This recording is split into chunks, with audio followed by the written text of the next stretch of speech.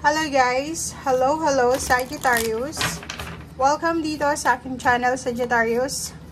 Alamin natin kung anong messages, vibration, gabay, energy para sa lahat ng Sagittarius friends natin na nanonood. Okay. Weekly tarot reading to guys. Sagittarius.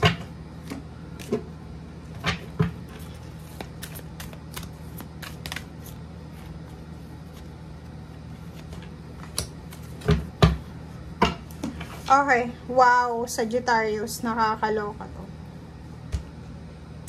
Panoorin mo yung Aries kasi parang resonated ka sa barahan ng Aries and yung Aries din resonated sa baraha mo. Okay.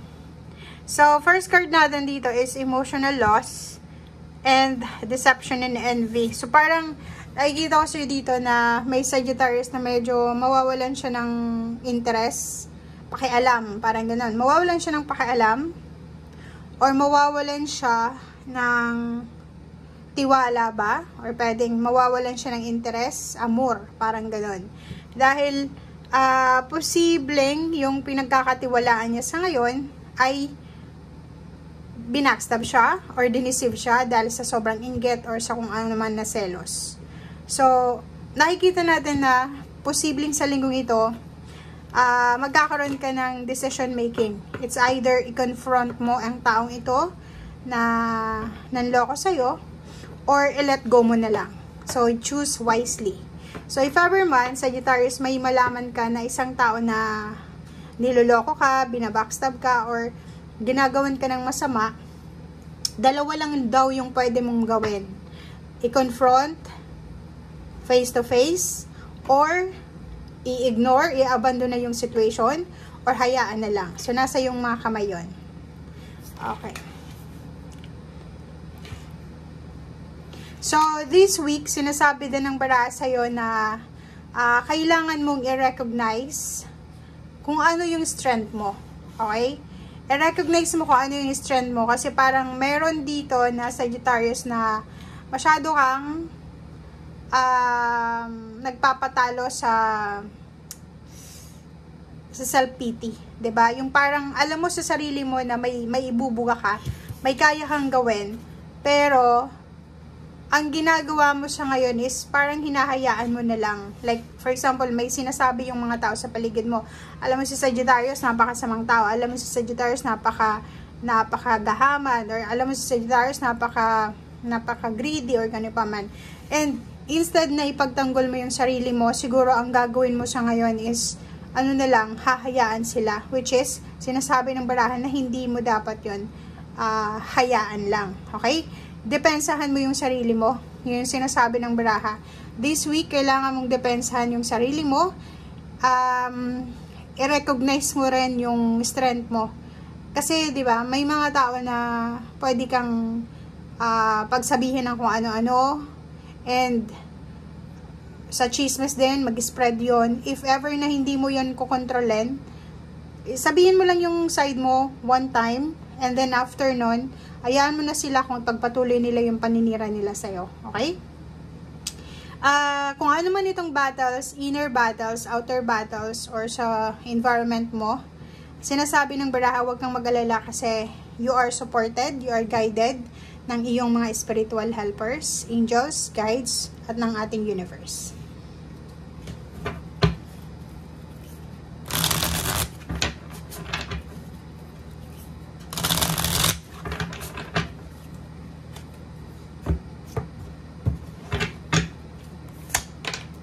Okay, Knight of Wands. Single ka ba?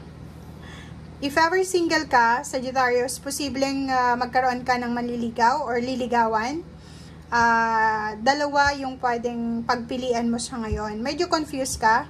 Hindi mo alam kung ano yung gagawin mo. Hindi mo alam kung magiging excited ka or matatakot ka. Meron din dito na yun.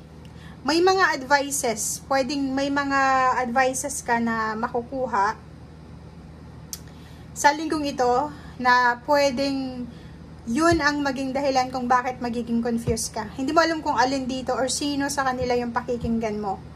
Okay? So, mag-iingat ka sa mga advices, sa mga kwento, sa mga nagsusumbong sa'yo. Kasi, pwedeng masira yung diskarte mo niyan. Okay?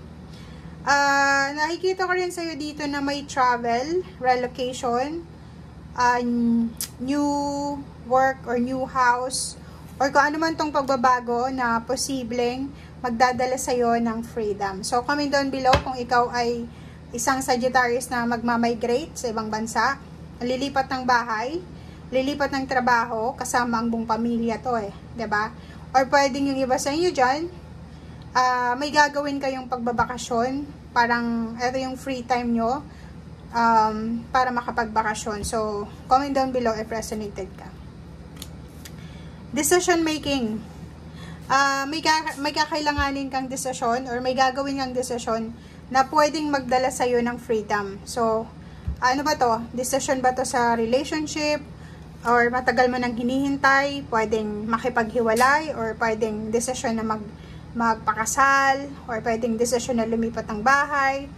Decision na, kung ano man tong decision, So, pwedeng yung decision making na to is pagpapakasal. Pwedeng, ang tagal-tagal mong iniisip kung tama ba tong decision mo, but ngayon is, siguro handa ka na para magpakasal, lumipat ng bahay, magpakasal ulit sa, like for example, kasal ka na, tapos gusto mo ulit magpakasal, renewal of vows, or kano pa man. Yung iba sa inyo dito, posibleng foundation, kasama ang buong pamilya, 'di ba? Security. So, nakikita ko yung pagta-travel together ng magpapamilya, gustong pumunta sa ibang bansa, or gustong umalis, or gustong maging balanse ang kanilang pamumuhay, financial. Gusto nilang mabago yung takbo ng buhay nila.